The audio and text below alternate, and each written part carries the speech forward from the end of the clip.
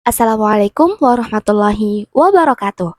Halo semuanya, kami dari kelompok 9 yang beranggotakan Eka Amalia Safitri, Lizayatul Fitriya, dan Syafa Wafi Salsabila akan menyampaikan materi tentang Tobaqatul Mufassirin. Untuk teman-teman yang sedang melihat video ini, jangan lupa untuk menyiapkan buku catatan, pulpen, dan menyimak dengan baik ya. Selamat menyaksikan. Tobaqatul Ula merujuk pada generasi awal dalam sejarah penafsiran Al-Quran yang terdiri dari para sahabat Nabi dan tabi'in. Mereka adalah orang-orang yang hidup pada masa terdekat dengan Rasulullah SAW, sehingga memiliki pemahaman yang otentik terhadap Al-Quran. Sahabat menerima penafsiran langsung dari Nabi, sedangkan tabi'in belajar dari para sahabat. Periode ini sangat penting karena menjadi fondasi ilmu tafsir sebelum berkembangnya metodologi yang lebih kompleks di generasi selanjutnya. Para mufasir di Tobaqatul Ula umumnya menggunakan metode tafsir bil ma'thur, yaitu penafsiran berdasarkan riwayat yang bersumber dari Nabi, sahabat, atau tabi'in. Mereka sangat berhati-hati dalam menafsirkan Al-Quran dan lebih mengutamakan periwayatan yang sahih. Selain itu, mereka juga menggunakan yang pertama, pemahaman bahasa Arab asli, karena Al-Quran turun dengan bahasa mereka. Kedua, penjelasan konteks turunnya ayat atau asbabun nuzul untuk memahami maksud tertentu. Yang ketiga, kias sederhana dalam masalah hukum jika tidak ditemukan penjelasan langsung dari Nabi atau sahabat. Metode tafsir bi'ro'i atau tafsir dengan akal masih sangat terbatas karena mereka lebih mengutamakan riwayat yang valid.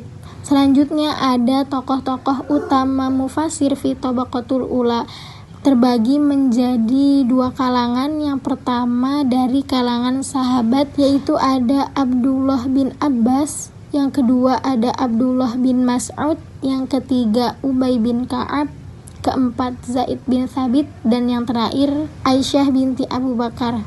Selanjutnya dari kalangan tabi'in, yang pertama ada Mujahid bin Jabir, kedua Sa'id bin Jubair, ketiga Ikrimah, keempat Qatadah bin Di'amah, dan yang terakhir Hasan al-Basri.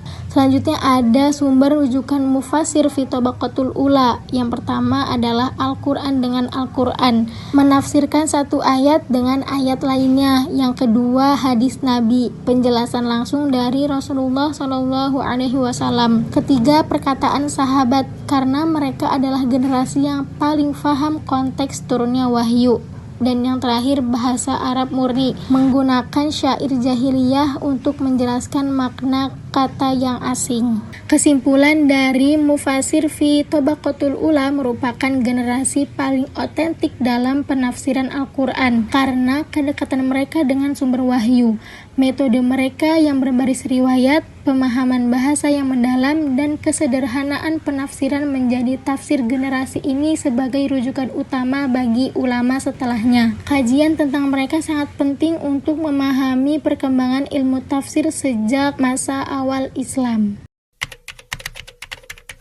Pada mufasir fi Tobaqatul Ula atau generasi pertama yang terdiri dari para sahabat Nabi dan para tabi'in, lalu dilanjutkan oleh mufasir-mufasir di level selanjutnya. Yang pertama, generasi Ali bin Abi Thalhah, Ibnu Jarir At-Tabari, Ibnu Abi Hatim, Ibnu Majah, Al-Hakim, Ibnu Mardaweh, Asy-Syaikh bin Hibban, Ibnu Munzir, dan lain-lain. Mereka membuat riwayat-riwayat dari para sahabat, tabi'in, dan tabi'ut tabi'in, kecuali Ibnu Jarir At-Tabari. Beliau berpendapat dan mentarjih dari yang lain, serta menerangkan i'rab dan istinbat hukum. Karena itu, tafsir ini lebih unggul dari lainnya. Yang kedua, Abu Ishaq Az-Zajjaj, Abi Ali Al-Farisi, Abi Bakar An-Nuqash, dan Abu Ja'far An-Nahs. Mereka adalah mufasir yang lebih fokus pada penafsiran dengan pendekatan kebahasaan dan pembahasan problematika qiraat. Yang ketiga, golongan mutaakhirin yang menulis kitab tafsir dengan meringkas sanad-sanad riwayat dan mengutip pendapat secara terputus. Dari situlah tafsir mereka masuk pada tafsir yang asing dan riwayat sahih tercampur dengan yang tidak sahih.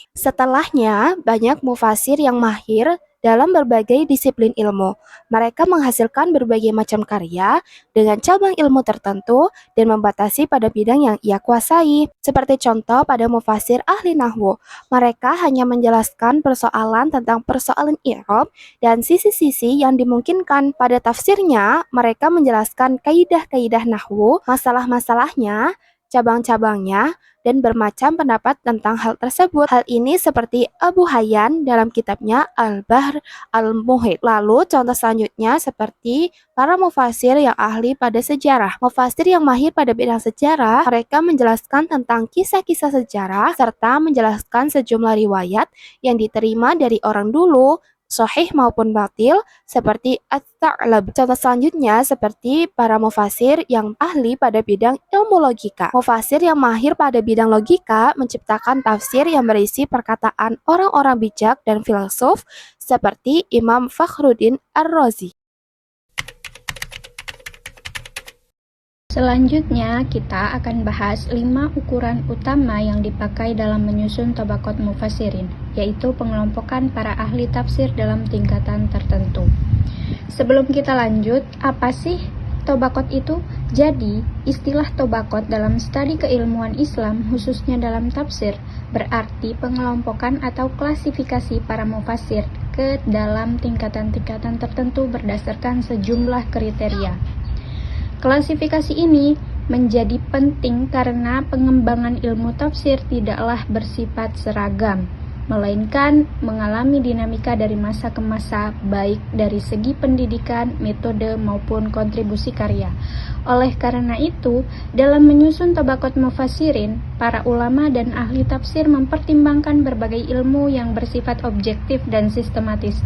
Berikut beberapa ukuran yang lazim digunakan. Yang pertama, kronologi kehidupan. Ini maksudnya kapan seorang mufassir hidup. Makin dekat dengan zaman Nabi Muhammad SAW, makin tinggi kedudukannya. Contohnya, seperti para sahabat dan tabi'in. Yang kedua, kedalaman ilmu keislaman. Seorang mufassir harus punya ilmu yang luas, harus menguasai bahasa Arab, ilmu tafsir, hadis, fikih, akidah, dan lainnya. Bahkan menurut Imam As-Suyuti ada 15 cabang ilmu yang harus dikuasai. Yang ketiga, metode tafsir yang digunakan. Ada 2 metode utama, yaitu tafsir bil ma'thur dan tafsir bil ra'i. Tafsir bil ma'thur yaitu penafsiran berdasarkan riwayat seperti dari Al-Quran sendiri, hadis, atau perkataan sahabat. Sedangkan tafsir bil ra'i yaitu tafsir dengan akal atau ijtihad, tapi tetap sesuai kaidah Islam. Dan yang keempat, kontribusi karya tafsir. Mufassir yang menulis karya besar dan berpengaruh biasanya masuk dalam tingkatan tinggi. Contohnya, At-Tabari dengan Jami' al-Bayan, atau Sayyid Qutb dengan Fi Zilal Al-Quran. Dan yang terakhir, komitmen terhadap akidah Ahlus Sunnah wal Jamaah. Artinya apa? Hanya mufassir yang tidak menyimpang dari akidah yang benar yang masuk dalam kelompok utama. Kalau ada yang menyimpang, biasanya tidak dimasukkan. Jadi, pengelompokan mufassir ini bukan asal-asalan, tapi berdasarkan ukuran yang jelas dan ilmiah.